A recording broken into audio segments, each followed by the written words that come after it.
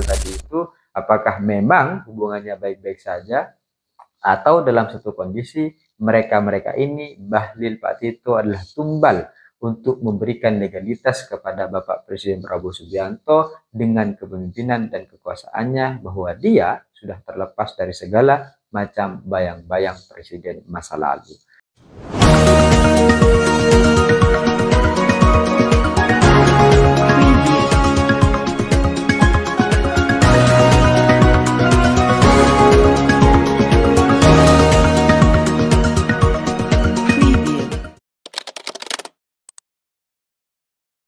Hai korban ghosting, berkali-kali kita seharusnya sebagai pasangan selalu menjadi pahlawan terbaik yang kemudian siap sedia kapanpun dan dimanapun serta dalam kondisi apapun. Karena sebagai seorang pasangan kita harus menyelesaikan tidak hanya persoalan hidup kita, tapi juga persoalan kekasih kita. Hal ini sama dengan berbagai macam hal yang kemudian terjadi di negara Republik Indonesia kita akhir-akhir ini. Kita tahu bahwa ada berbagai macam pertikaian-pertikaian, persoalan-persoalan, polemik-polemik yang dibuat oleh para menteri-menteri Bapak Presiden Prabowo Subianto. Tapi ketika hari ini semua berbagai macam polemik dan isu itu selesai, ya kita rasa-rasanya memberikan tepuk tangan yang meriah gitu kepada Bapak Presiden kita.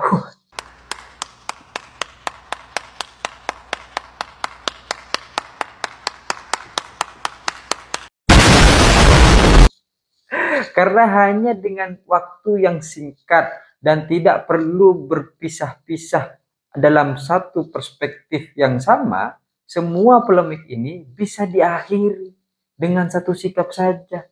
Yang ini sederhana bagi Bapak Presiden Prabowo Subianto. Kita tahu bahwa kepemimpinan beliau sebagai Presiden Republik Indonesia ini sudah berjalan hampir setahun, cuma sekarang masih ya setengah tahun sekian lah gitu ya. Dan kita melihat dalam proses dari awal hingga akhir berbagai macam polemik yang kemudian dibuat oleh para menteri-menterinya, dibuat oleh para pembantu-pembantunya, setidaknya ada 5 kebijakan yang langsung diambil alih oleh presiden dan menyelesaikan segala polemik yang sedang dibicarakan di masyarakat.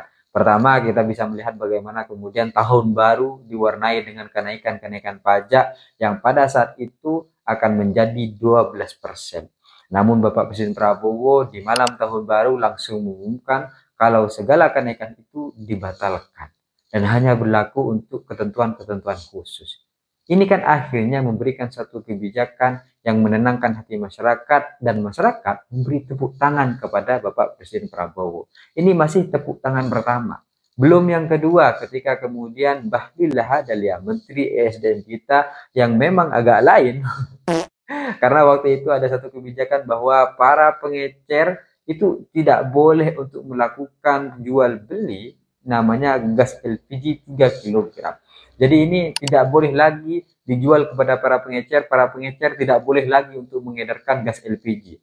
Jadi kalau ada pengecer yang mengedarkan gas LPG, ini sama kayak orang yang lagi ngedarin narkoba. Nggak boleh gitu. Akhirnya ini menjadi suatu permasalahan, masyarakat ngantri, masyarakat akhirnya gaduh, masyarakat akhirnya panik gitu kan. Sehingga pada saat itu Bapak Presiden Prabowo kembali hadir sebagai pahlawan. Tepuk tangan kedua. Belum lagi setelah itu kita melihat bagaimana sulitnya masuk sebagai aparatur sipil negara, pejabat negara, pegawai negara, tiba-tiba sudah lulus. Dan semua orang-orang ini sudah resign dari tempat kerja awalnya, malah pengangkatannya diperlama.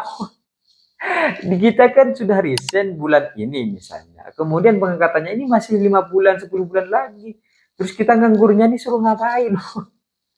Gak dapat gaji, suruh jangan makan keluarganya gitu kan. Sehingga pada saat itu kembali lagi pahlawan kita Bapak Presiden Prabowo Subianto hadir di tengah-tengah masyarakat dan memberikan kebijakan yang menenangkan dan menyelesaikan segala polemik yang ada di masyarakat. Kemudian inilah tepuk tangan ketiga.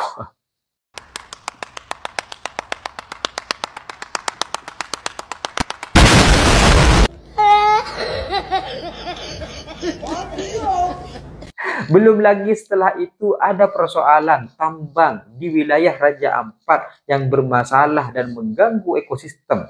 Kita tahu bahwa Raja Ampat dengan berbagai macam keindahannya, sehingga ketika ini dipertemukan dengan rusaknya lingkungan yang kemudian sedemikian indahnya akibat tambang yang kemudian dikeruk oleh pemerintah untuk menghasilkan tambang-tambang tertentu dan memberikan kekayaan kepada elit-elit tertentu, maka akhirnya ini menjadi satu polemik.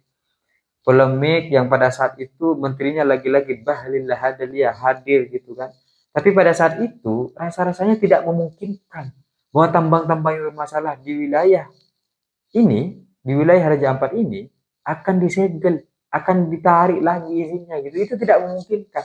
Karena pada saat itu ya Bahlil mengatakan aman, kemudian gubernurnya juga mau tambang ini tetap ada, masyarakatnya juga ya nyaman bekerja di sana gitu. Sehingga tidak akan ada tanda-tanda itu. Tapi semuanya masyarakat menolak karena masyarakat sudah terlanjur cinta dengan berbagai macam keindahan yang ada di Raja Ampat dan tidak rela kalau keindahan itu harus dibayar, hilang dan hangus hanya karena kerakusan negara kita untuk mengeruk kekayaan sumber daya alam. Maka pada saat itu lagi Prabowo hadir sebagai pahlawan keempat kalinya. Sehingga itulah tepuk tangan keempat bagi Bapak Presiden Prabowo Subianto. Kemudian terakhir, yang paling akhir baru kemarin ini Bapak Presiden Prabowo hadir menyelesaikan konflik antara Sumatera Utara dan Aceh tentang perebutan 4 pulau. Ini 4 pulau ini dibuat oleh Tito selaku Mendagri Republik Indonesia, kemudian pada akhirnya bermasalah, rebut-rebutan, semuanya mengatakan bahwa pulau ini masuk wilayah Sumatera Utara, tapi pulau ini sudah lama di Aceh, pokoknya bermasalah. Kemudian Bapak Presiden Prabowo hadir, langsung mengambil alih, dan beliau menyelesaikan dengan sesingkat-singkatnya, langsung menyatakan bahwa pulau ini milik Aceh. Selesai. Lagi-lagi Bapak Presiden Prabowo mengambil alih persoalan dan menjadi pahlawan, sehingga sampai hari ini inilah tepuk tangan kelima bagi Bapak Presiden Prabowo Subianto. Jadi sudah ada banyak kemudian tepuk tangan yang diberikan kepada Bapak Presiden Prabowo Subianto, dan kalau dilihat dari sejarah-sejarah peristiwa ini yang kemudian bermasalah di kalangan masyarakat, setidaknya yang patut diapresiasi karena paling banyak buat masalah adalah Bahlil Lahadalia. Pak Bahlil ini kan 2 kali. Satu soal gas, yang kedua soal pulau. Ada 5 gitu. Setidaknya angkanya sudah 40% lah. Dari berbagai macam persoalan yang kemudian menjadi polemik di masyarakat. Dan dari kejadian serta peristiwa ini, citra Bapak Presiden Prabowo sebagai Presiden Republik Indonesia akhirnya mendapatkan legalitas publik, bukan hanya legalitas suara ketika pemilu, tapi juga legalitas kekuasaan yang selama ini selalu disampaikan ada bayang-bayang Bapak Presiden Jokowi, tapi ketika hari ini beliau memutuskan berbagai macam persoalan-persoalan, akhirnya kita bisa melihat bahwa ada berbagai macam kebijakan-kebijakan Bapak Presiden Jokowi yang kemudian dirubah. Ada berbagai macam kebijakan-kebijakan Menteri Bapak Presiden Jokowi yang kemudian bermasalah langsung diambil alih oleh Bapak Presiden, dan bahkan ada kebijakan-kebijakan terkait dengan berbagai macam lembaga cyber yang kemudian akhirnya juga dibubarkan oleh Bapak Presiden Prabowo Subianto. Di sini akhirnya kita bisa melihat bagaimana kemudian legalitas kepemimpinan dan kekuasaan Presiden Prabowo sudah mulai bahkan sudah sangat tampak, dan bayang-bayang Jokowi semakin lama semakin hilang, bahkan hari ini sudah tidak ada tanda-tanda itu lagi.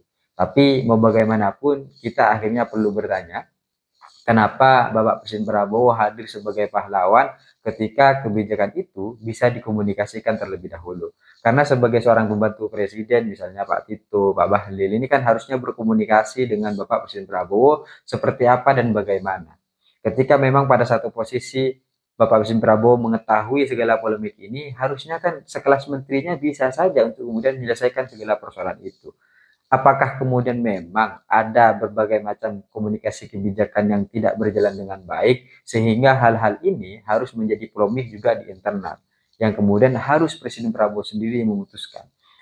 Jadi saya jadi bertanya gitu, apakah kemudian hubungan Bapak Presiden Prabowo dan Bahlil ini sekarang baik-baik saja setelah polemik-polemik yang terjadi, atau juga semakin renggang? Hanya saja yang mau di-reshuffle gak enak gitu, karena ada berbagai macam politik balas budi yang perlu dijaga, misalnya gitu kan. Inilah yang kemudian akhirnya menjadi pertanyaan, atau memang ada satu evaluasi tersendiri bagaimana kemudian komunikasi kebijakan itu dilakukan antara presiden dan menteri-menterinya. Karena mau bagaimanapun kita jadi berpikir agak mustahil yang namanya menteri mengeluarkan keputusan, mengeluarkan pernyataan, tapi presiden nggak tahu kalau keputusannya adalah A, kalau keputusannya adalah B. Ini kan menjadi suatu pertanyaan gitu. Sehingga kalau pada akhirnya hubungan mereka tetap baik-baik saja, ada dua kemungkinan. Satu, karena politik balas budi. Yang kedua, karena mereka dikorbankan untuk kemudian menaikkan citra dan legalitas Bapak Presiden Prabowo dengan kekuasaan dan kewenangannya. Jadi ketika lihat kita bahwa dia hadir, beliau hadir sebagai pahlawan, ya kita tetap selalu akan mengapresiasi itu. Tapi ingat dua hal tadi itu, apakah memang hubungannya baik-baik saja, atau dalam satu kondisi mereka-mereka ini, Bahlil, Pak Tito adalah tumbal untuk memberikan legalitas kepada Bapak Presiden Prabowo Subianto dengan kepemimpinan dan kekuasaannya, bahwa dia sudah terlepas dari segala macam bayang-bayang presiden masa lalu. Sehingga ketika kita lihat hari ini tidak ada menteri yang dipecat, semuanya masih berada di bawah Bapak Presiden Prabowo Subianto. Kemungkinannya kalau mereka bukan tumbal, ya berarti sebenarnya ini hanyalah semacam orkestrasi agar kemudian Bapak Presiden Prabowo mendapatkan tepuk tangan yang lebih meriah dari masyarakat Indonesia. Saya pikir itu cita-cita saya, ingin seperti Gibran, tapi saya sadar diri dan sadar posisi. See you, korban ghosting.